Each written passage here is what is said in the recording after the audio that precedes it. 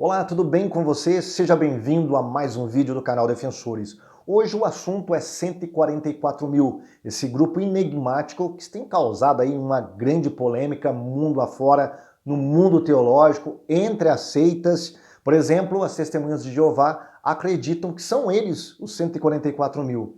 Outros, por exemplo, os pós-tribulacionistas e amilenistas, acreditam que os 144 mil, na verdade, é um símbolo da igreja. Quem serão os 144 mil? Nós vamos falar sobre isso depois da nossa vinheta.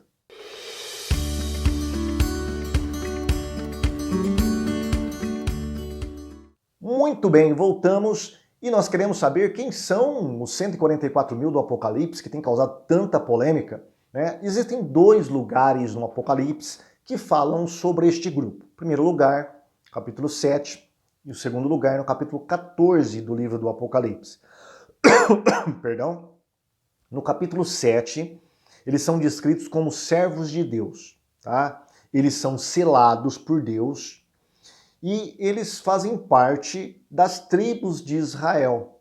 Para não deixar dúvida, João enumera 12 mil de cada tribo. Muito bem.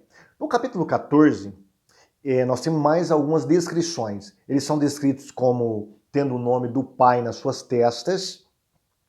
Somente ele sabe o cântico dos arpistas celestiais. Não estão contaminados com mulheres, porque são virgens, portanto são homens. São primícias para Deus e para o Cordeiro. E em sua boca não se achou engano, porque são imaculados. Essa é a característica que o capítulo 7 e o capítulo 14 nos dá sobre os 144 mil do Apocalipse, tá? E aí alguém pode falar, olha, nunca que este grupo dos 144 mil pode ser literal. Isso aí a gente não pode levar isso pelo lado literal. Por quê? Porque o Apocalipse é um livro de símbolos, de alegorias, de figuras, enfim. É um livro muito enigmático. Mas será que pelo fato do Apocalipse ser um livro cheio de simbologias, isso negaria uma literalidade neste capítulo 7 sobre os 144 mil? Eu acredito que não. Por que não? Porque, primeiro, há muitas coisas no Apocalipse que são literais, começando com as 7 cartas, as 7 igrejas do Apocalipse. As igrejas eram literais, as cartas eram literais, João era uma figura literal, os anjos são seres literais, Jesus é literal no livro do Apocalipse, o céu e a terra são coisas literais, não são símbolos de nada. Jesus, a igreja, a guerra do Armagedon, os mortos que aparecem no capítulo 20 são todos literais. Estão falando realmente de almas que aparecem ali para serem julgadas no grande trono branco, tá? Então, nem tudo no Apocalipse é figurativo, nem tudo no Apocalipse é simbólico, tá? Tem muitas coisas literais. Para você saber se o livro do Apocalipse deve ser interpretado literalmente ou simbolicamente, você tem que olhar para o contexto, tá? Por exemplo, o Dr. Rui Zuck, ele tem um livro chamado Interpretação Básica da Bíblia, e na página 145 ele fala o seguinte, olha, sempre considere uma passagem em seu sentido literal, a menos que haja uma boa razão para fazer o contrário, tá? E quais são essas boas razões? Ele dá duas boas razões. Primeira, o sentido figurado é pretendido se o literal envolver uma impossibilidade. Aí eu pergunto, qual impossibilidade há de os 144 mil serem interpretados literalmente, sendo que o próprio João parece fazer isso?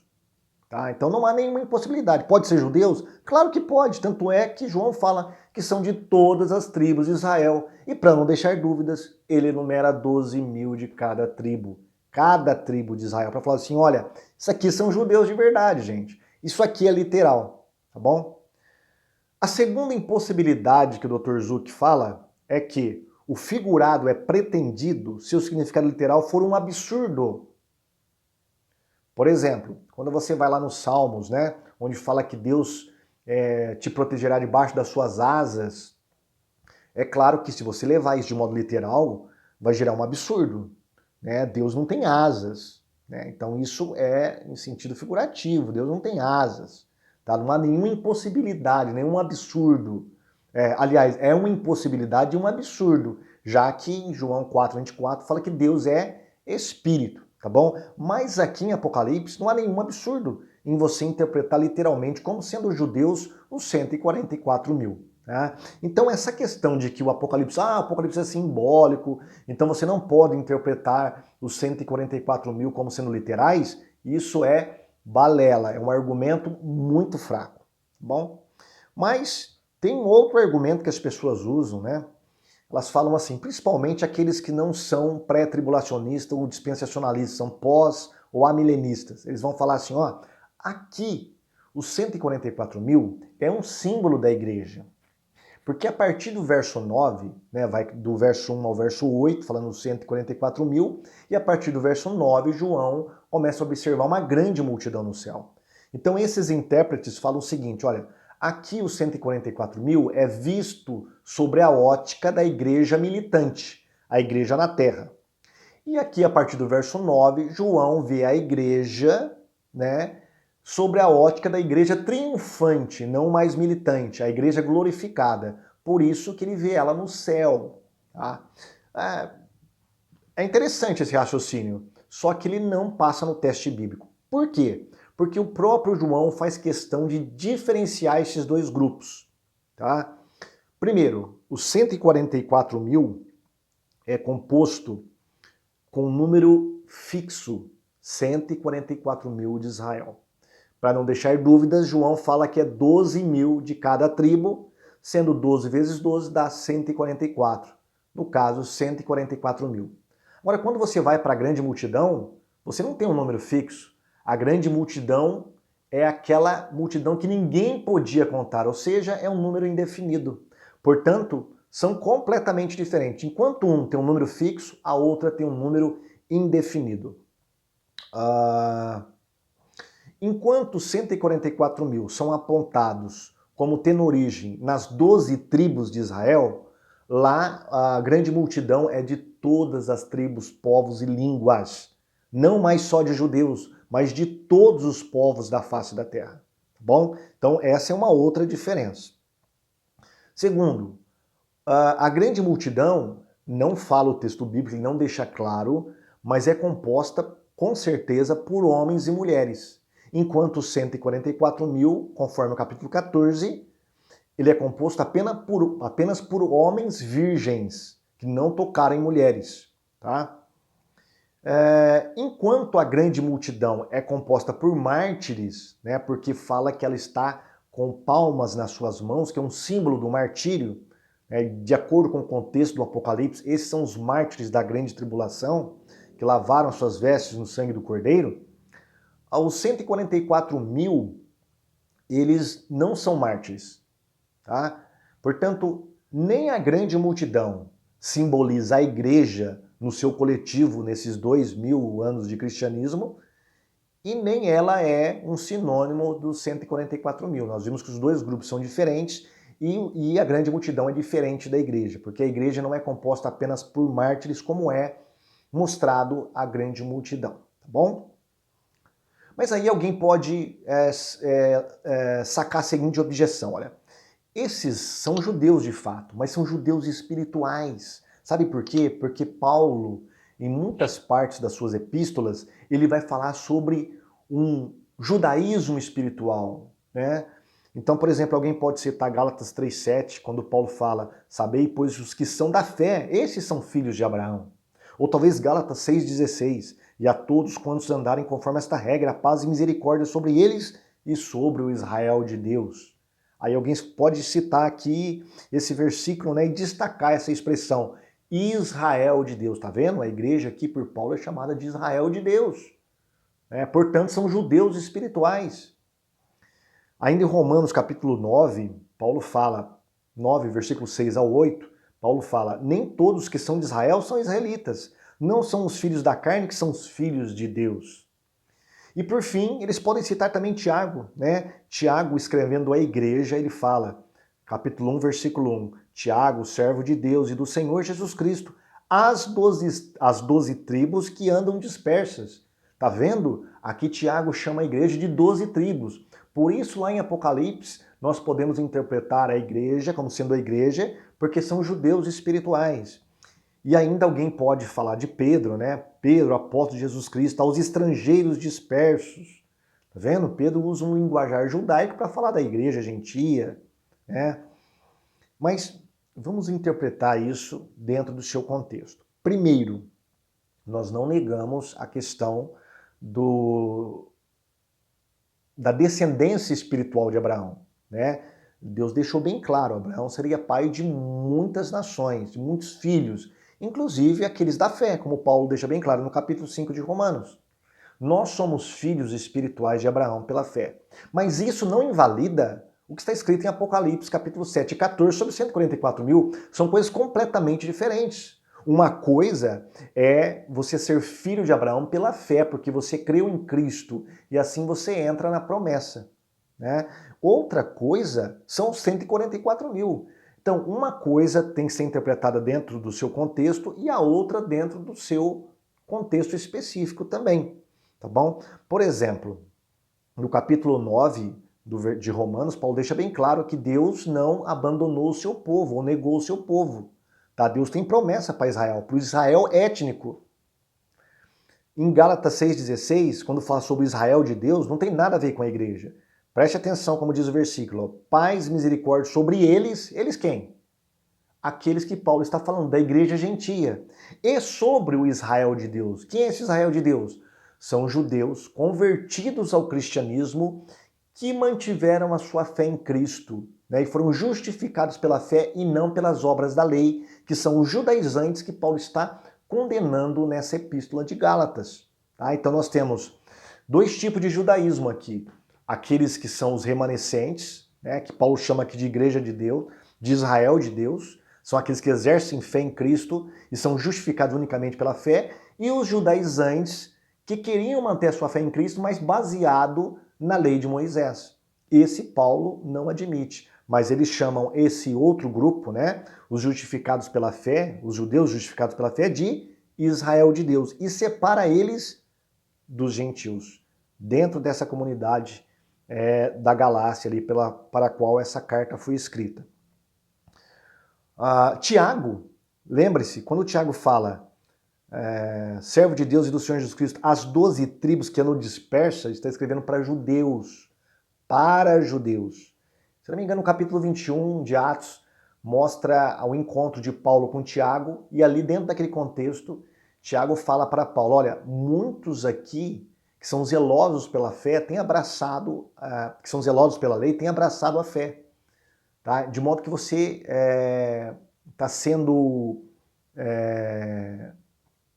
menosprezado aqui, tá?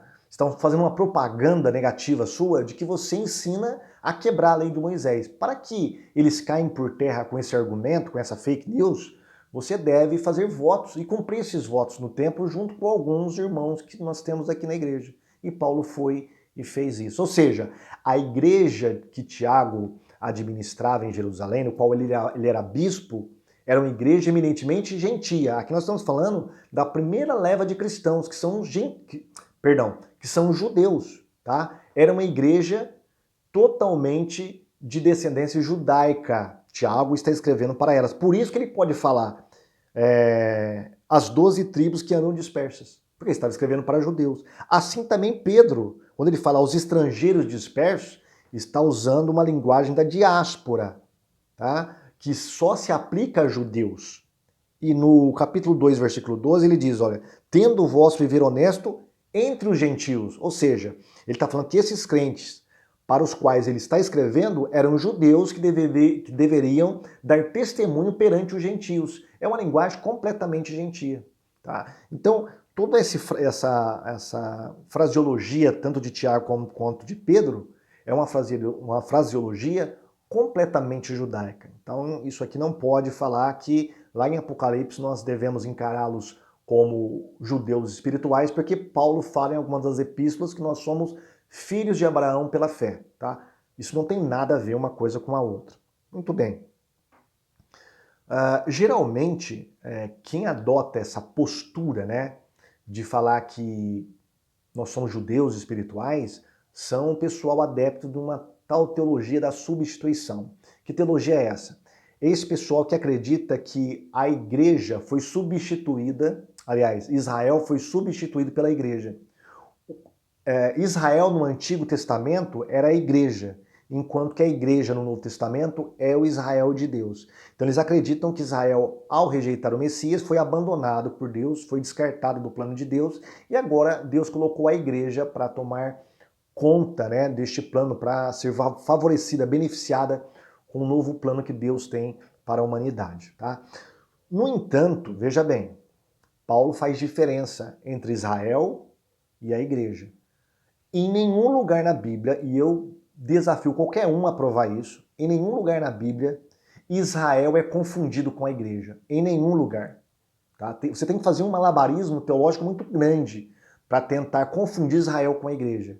Porque Paulo faz questão de deixar isso bem claro, essa distinção. Tá? Por exemplo, em 1 Coríntios capítulo 10, versículo 32, ele diz: portai-vos de modo que não deis escândalo nem a judeus, nem a gregos e nem a igreja de Deus.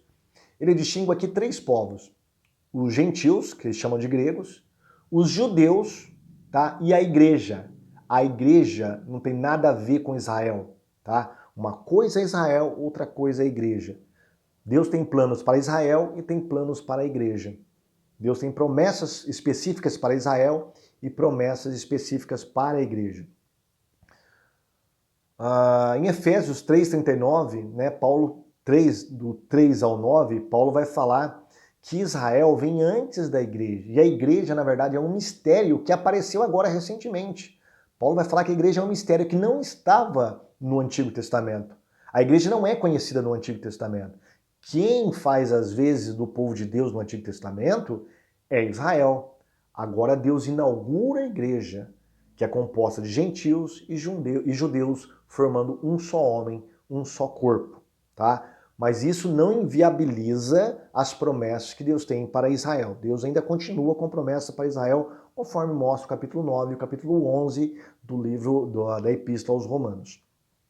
E a última objeção, né? Essa é bem clássica, né? Essa eu vou sacar de um livro das Testemunhas de Jeová, chamado Revelação, seu grande clímax está próximo, e para eles tentarem tirar, né, o argumento de que ali, capítulo 7, está falando de judeus literais, né, eles falam que, na verdade, isso não pode ser, porque ali não há um padrão na listagem tribal.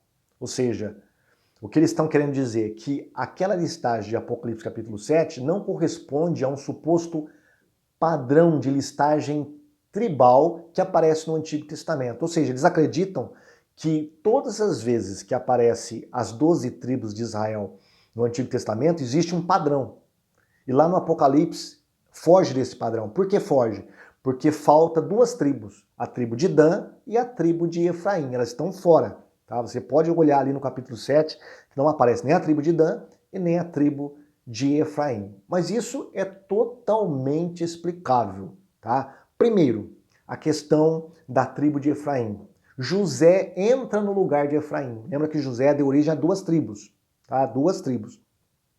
Então, não é incomum você ver a troca de José por Efraim. Por exemplo, em Ezequiel, capítulo 37, versículo 16, você vê esse intercâmbio entre José e Efraim, tá?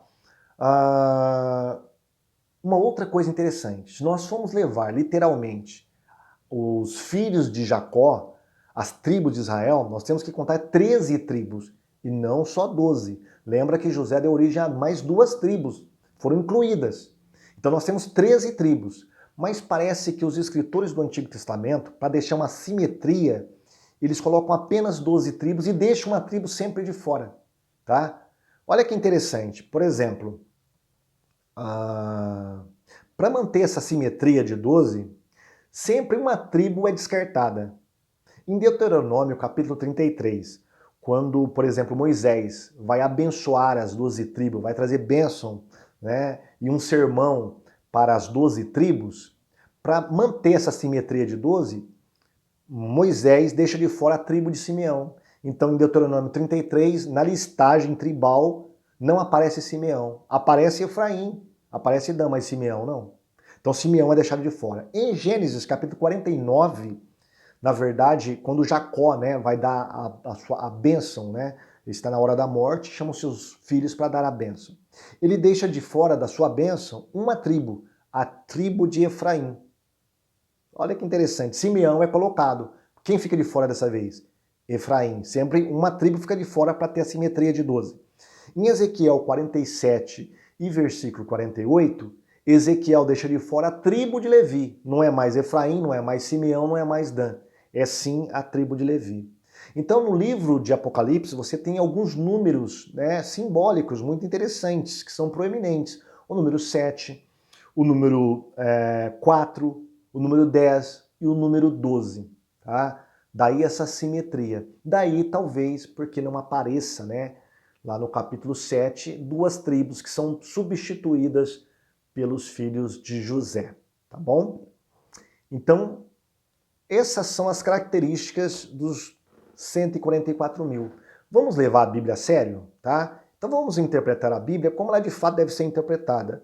Vamos interpretá-la literalmente, a menos que o contexto me impeça, que seja algo absurdo ou impossível de ser interpretado literalmente. Mas o capítulo 7 me dá toda a base para interpretar como sendo judeus literais, meu Deus do céu. Judeus de verdade. Né? Ali serão 144 mil, que serão protegidos da ameaça do império da besta, tanto é que eles são selados na sua testa, e veja que a besta depois vai copiar esse selamento nos seus servos para ser protegidos do juízo de Deus. Enquanto Deus protege os seus servos das manipulações e do engano da besta, a besta protege os seus servos dos juízos de Deus, também com a marca na testa. Eles serão evangelistas e haverá um grande movimento de evangelização na grande tribulação. Tá? E os 144 mil terão proeminência nesta época. Tá bom? Então são 144 mil das 12 tribos. Alguém pode falar, puxa vida, mas há muito tempo não existe mais tribo. Você que se engana, meu amigo. Deixa eu falar uma coisa para você. Há todo um projeto para erguer um outro templo, tá? Está tudo pronto, tá? Sacerdotes, toda a genealogia já foi traçada, de onde vêm os sacerdotes da tribo de Levi. Eles estão sendo preparados, treinados, instrumentos estão sendo fabricados, tá? Para voltar a ter novamente os sacrifícios. Tudo isso já está caminhando para o cumprimento da profecia bíblica. O templo, toda a logística, né, do sacerdócio, e também as tribos. Tá? As pessoas estão resgatando novamente a sua genealogia das 12 tribos de Israel. Já existe até as bandeiras, né, com os símbolos das 12 tribos. Então, qual é a impossibilidade dos 144 mil serem judeus, como de fato fala o Apocalipse? Nenhuma. Por isso que eu acredito que o dispensacionalismo pré-tribulacionista ele tem uma visão melhor escatológica do que outros sistemas. Não está livre de erros, mas tem uma visão que se aproxima melhor do texto bíblico, porque ele dá valor ao que realmente os protestantes, né, os reformadores resgataram, que é uma hermenêutica histórico-gramatical literal. Tá bom? Nessa hora, os dispensacionalistas levam isso de modo sério, né, e aplicam de fato aos textos bíblicos. Tá bom? Se você concorda ou não concorda, deixe o seu like, seu comentário aí. Também, se não é inscrito, pode se inscrever em nosso canal e divulgue os nossos vídeos para que eles sejam bênçãos para outras pessoas. Deus te abençoe e até o próximo vídeo, em nome de Jesus.